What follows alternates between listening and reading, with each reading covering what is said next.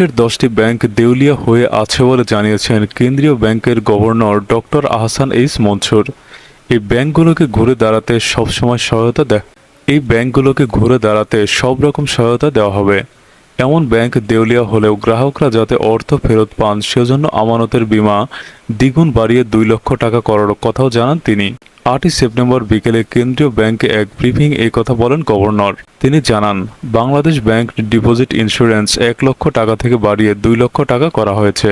এই সিদ্ধান্তের ফলে দেশের প্রায় 95% ব্যক্তি ও প্রতিষ্ঠান তাদের জমাকৃত অর্থের প্রায় শতভাগ ফিরে পাবেন, এমন আশা গভর্নরের। তিনি জানান, কেন্দ্রীয় ব্যাংকের আগের সব নীতি পর্যালোচনা করা হবে। প্রয়োজনে ব্যাংক কোম্পানি আইনের সংশোধন হবে। ক্ষুদ্র ও মাঝারি শিল্পের ঋণ প্রবাহ বাড়াতে যথাযথ উদ্যোগ নেওয়ার পাশাপাশি ব্যাংকিং খাত ঠিক করতে 3টি টাস্ক ফোর্স গঠনের কথাও জানান গভর্নর। তিনি বলেন, বাংলাদেশ ব্যাংক এখন পর্যন্ত কোনো